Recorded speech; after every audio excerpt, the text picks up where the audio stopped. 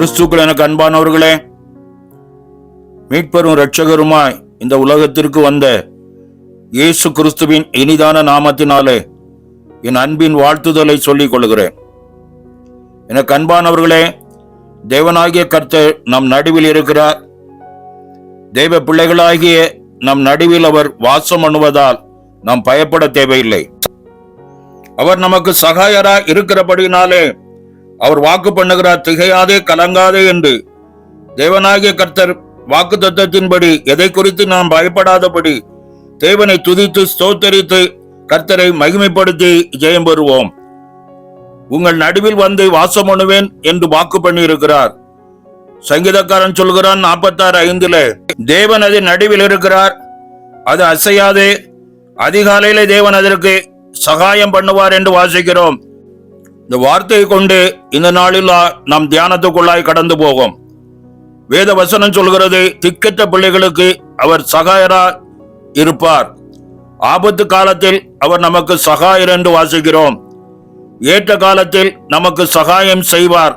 நான் உன்னை விட்டு விலகுவதும் இல்லை, உன்னை கைவிடுவதில்லை என்று வாக்கு பண்ணி இருக்கிறார்.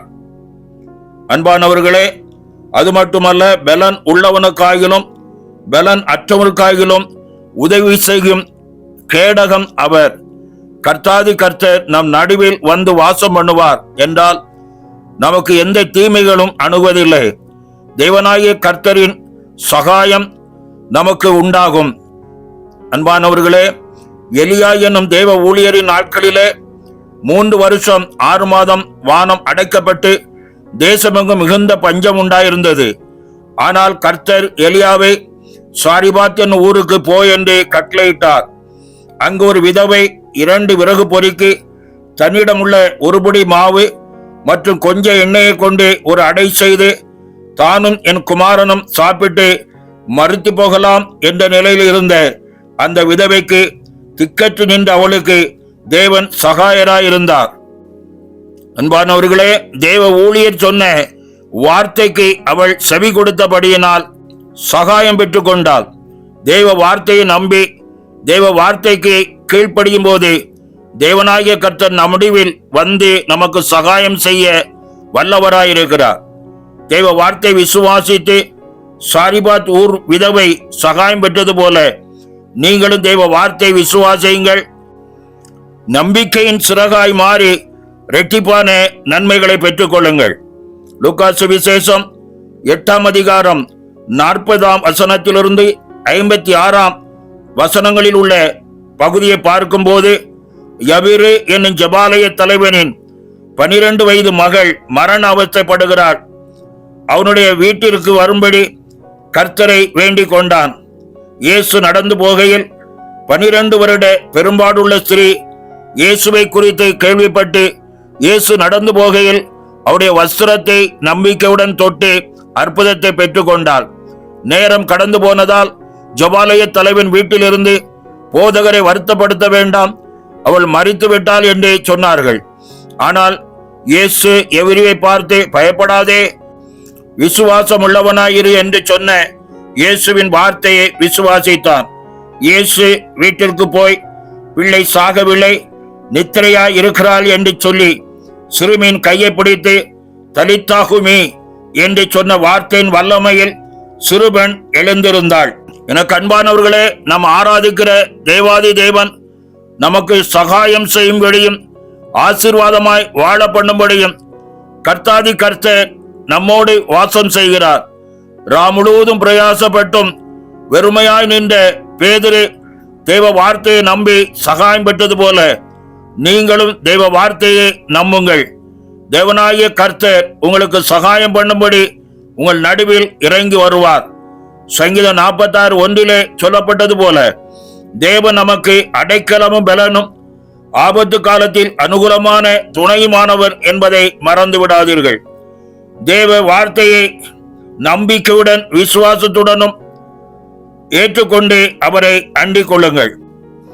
அவரை அண்டிக் கொள்ளும் போது தம்முடைய பிள்ளைகளுக்கு சகாயம் செய்யும்படி சங்கீதம் 18:2 8 விதமான பாதுகாப்பை தந்து உங்களை ஆசீர்வதித்து உங்களை நன்மையினாலும் கிருபையினாலும் முடிசூட்ட தேவாதி தேவன் வல்லவராயிருக்கிறார். உங்கள் அலைச்சல்களை தேவனாய கர்த்தர் அறிந்திருக்கிறார். உங்கள் கண்ணீர் அவருடைய துருத்தில் இருக்கிறது. நீங்கள் கர்த்தரை நோக்கி கூப்பிடும் போது தேவனாகிய கர்த்தர் மறு உத்தரவு அருளி செய்வார் என்பதை விசுவாசியுங்கள். நான் உங்கள் நடுவில் உலாவி உங்களோடு வாசம் பண்ணுவேன் என்று வாக்கு பண்ணின தேவன் அவர் வாக்கு தத்தத்தில் மாறாதவர் என்பதை நம்பி விசுவாசத்தோடு அவரை நோக்கி பார்ப்போம், ஜெயம் பெறுவோம். சங்கீதம் 10:14 சொல்கிறது, உபத்திரவத்தை குரோதத்தையும் கவனித்திருக்கிறீரே, நீர் பதிலளிப்பீர். ஏழையானவன் தன்னை உமக்கு ஒப்புவிக்கிறான். திக்கற்ற பிள்ளைகளுக்கு சகாயர் நீரே என்று வாசிக்கிறோம். என கண்பானவர்களே, நம்முடைய வாழ்க்கையில நாம் யாரும் திக்கற்றவர்கள் அல்ல. தேவாதி தேவன் நமக்கு துணை சென்று பாதுகாத்து நம்மை அற்புதமாய் வழிநடத்தவும் ஆசீர்வதிக்கவும் அவர் நம்மோடு கூட இருக்கிறார். அவர் நடுவில் வந்து நம்மை ஆசீர்வதித்து உயர்த்துவார். காத்திருந்து ஜெயம் பெறுவோம். கர்த்தர் தாமே இந்த வார்த்தைகளை கொண்டு உங்களை ஆசீர்வதித்து நன்மையினால் முடிசூட்டுவாராக. ஆமென். ஜெபம் செய்வோம். நேசிக்கிற நல்ல பிதாவே, ஆசீர்வதிக்கப்பட்ட இந்த நாளுக்காக நன்றி செலுத்துகிறோம். நான் கர்த்தர், நான் மாறாத என்று சொன்ன தேவன் கர்த்தாவே, கடந்த 5 மாதங்கள் எங்களோடு இருந்து இந்த 6வது மாதத்திலும் கர்த்தாவே 6 நாட்கள் எங்களை வழி நடத்தினவர். இந்த 7வது நாளில் காலை வேளையிலே உம்முடைய சமூகத்தை நோக்கி பார்க்கிறோம். கர்த்தருடைய கரம் எங்களோடு இருந்து நீர் எங்களுக்கு சகாயர் என்பதை ஒவ்வொரு நாளும் உறுதிப்படுத்தி தந்து கொண்டிருக்கிறீர். அதே வண்ணமா இந்த நாளிலும் கர்த்தர் எங்களுக்கு சகாயராய் இறங்கி வந்து உடைய மேலான நாமத்தை மகிமைப்படுத்துவீராக. யாரெல்லாம் உடைய வார்த்தையை நம்பி விசுவாசித்து உம்மை நோக்கி பார்க்கிறார்களோ அவர்கள் நடுவில் வந்து நீர் உலாவுகிற தேவனாயிருக்கிறீர்.